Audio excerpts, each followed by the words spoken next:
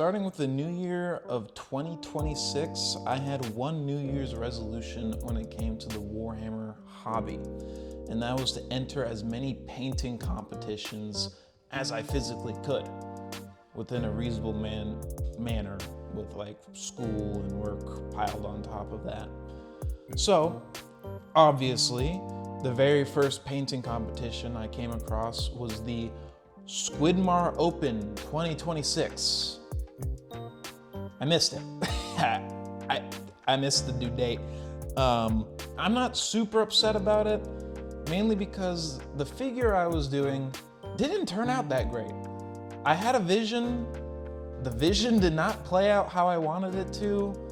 The paint job on the horse wasn't up to par of what I actually wanted it to be.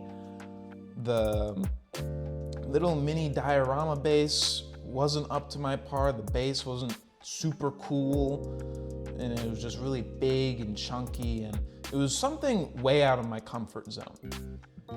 But this doesn't mean I failed my New Year's resolution. There's still plenty of other painting competitions, like the lesser known Major Mini $21,000 prize pool painting competition. Now, for this painting competition, there was many categories, but the one category that I was going to enter was the Big E category. Pretty much, Major Minis had a limited time sale of the Emperor from Warhammer, and he was having a little painting competition of just that model. And well, I bought the model, because who wouldn't? This thing is sick. It looks awesome. I had 2 months to work on this model. I had all of February and I had all of March. February rolls by, I didn't touch the model. March rolls by, weekend of the submission, I haven't even touched the model.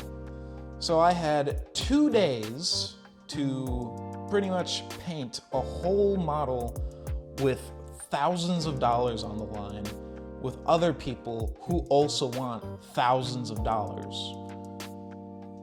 Now for the fire, usually when I paint fire, I do it completely by airbrush. But recently I wanted to get out of my comfort zone, so I decided to do it completely by brush. I first started out by painting it a gray, and then I completely covered that undercoat gray with demonic yellow, and then I would then cover the majority of that with Troll Slayer orange. But I left the sword yellow because that's where I want the main source of the heat to come from. I then transitioned doing darker and darker reds, of Mephiston red, and then going to corn red, and then at the tips of the sword, I ended up painting it black to give it kind of that smoky look, or as some people on Reddit called it, napalm. A lot of people said it looked like napalm. I thought it just looked like smoke. I then glazed that same orange onto the Mephiston red and a little bit into the corn red so I can get a better transition into the colors and there wasn't such a hard layer line between them. And then after that, I highlighted the center of the sword with ice yellow and white to give it that really nice glowing look. So for the head, I ended up painting it with a base coat of Screaming Skull, and then I took a wash of Strong Tone and I just put it in all of the crevices, making sure every corner and crevice got a really nice even shade. I then brought out some of the color with a mixture of Screaming Skulls and a white to do some basic highlights. And then for the eyes, I actually wanted the eyes to be glowing because I just thought it would look cool. So I painted the eyes completely white, and then I took a red and I thinned it down to a glaze consistency, and I just glazed over the eyes, and I got a little bit of it on the skull to give off that OSL look. And I made sure that none of the red pooled to the center of the eyes. I made sure it only stayed on the edges to make sure that the center of the eyes looked like they were glowing. So off camera, I decided to see if I could even paint non-metallic gold anymore, because it's been like a good month since I've painted before this model. And then it was also during this time that I decided I think this model would look pretty cool if it was a Shadow Keeper's Emperor theme.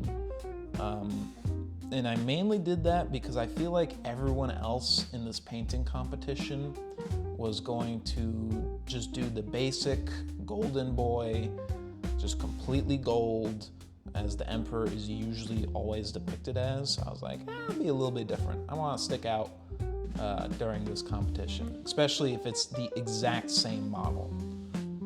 Now, before I would do any of the non-metallic golds and silvers and whatnot, I decided I was going to paint the black armor first because it's the only thing that's really sunken in. It's below all the trim and it's recessed, so I'm less likely to paint over that when I do the gold trim rather than painting on the trim accidentally when painting the black.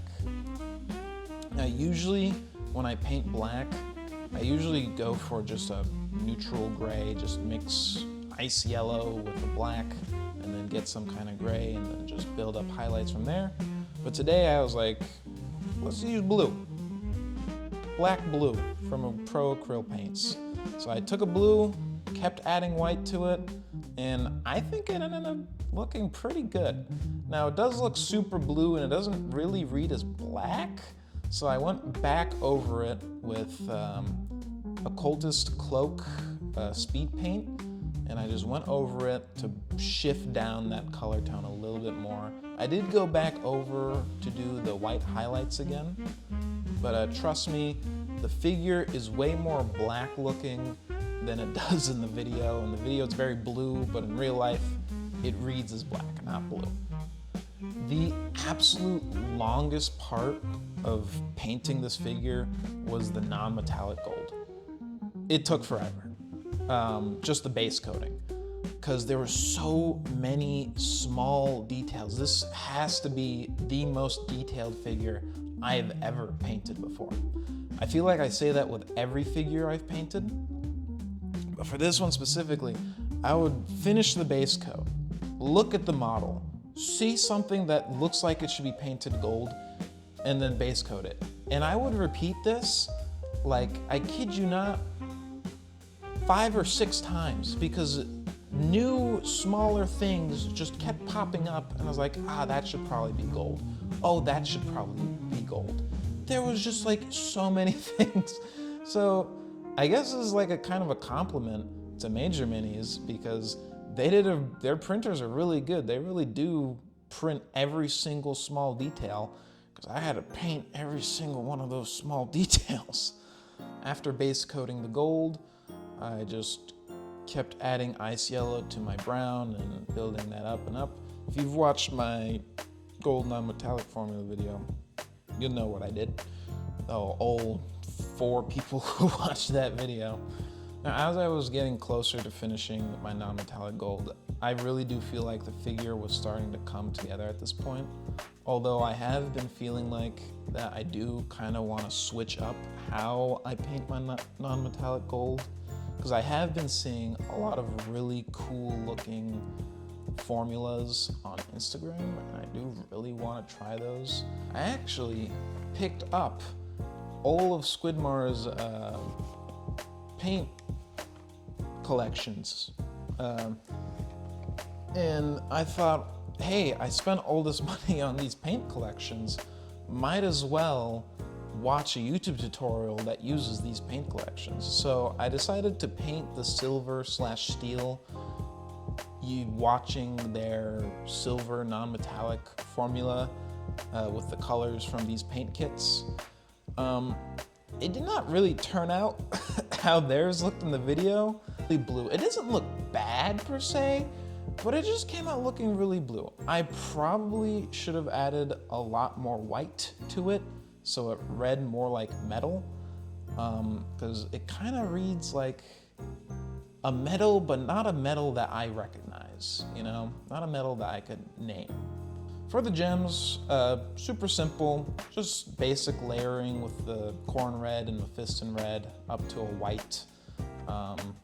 You could also throw an Evil Sun Scarlet in there, it probably would look even better. I didn't go too crazy on them. For the cape, now I did want this to be a Shadow Keeper, so the cape had to be purple. Now, I don't know if Shadow Keepers have red or purple capes, but I already painted the front cloth purple, so I'm just gonna go purple. So I started with a huge brush, the biggest brush I owned, and I just absolutely slathered the cape in violet red mixed with black.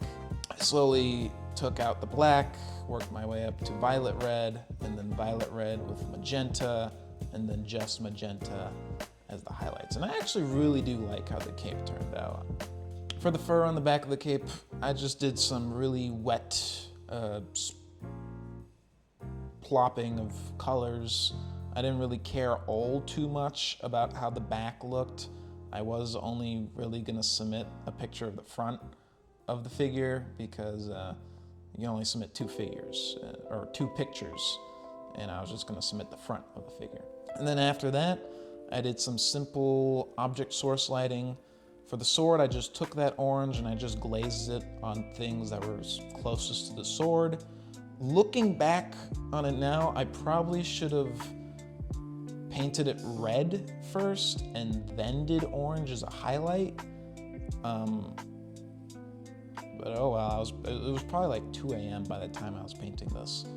And then for the actual lightning in the claw, because I did put some copper wire in the claw, I decided the color was just going to be blue, and I took my most saturated, like turquoise blue, and I took that also to a glaze consistency, and I just covered it.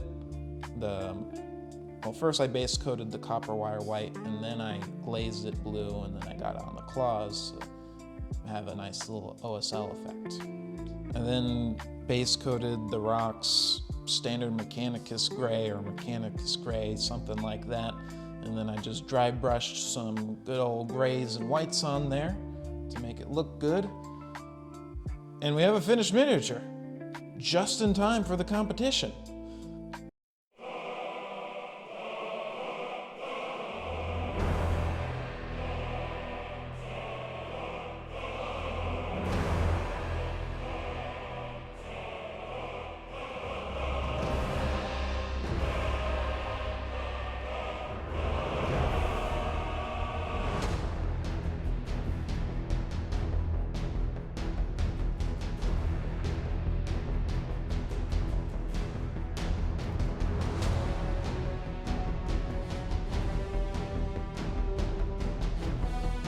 Final figure revealed, time to submit it and see if I won any categories.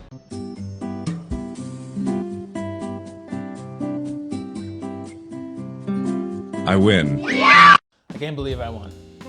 I can't believe I won Most Creative Miniature, or Big E Miniature. Holy shit.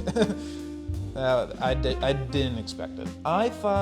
I felt in my heart of hearts that I secured third place, and I feel like if there wasn't a Most Creative Miniature, I think I would have gotten third place. There was no universe I was beating first place.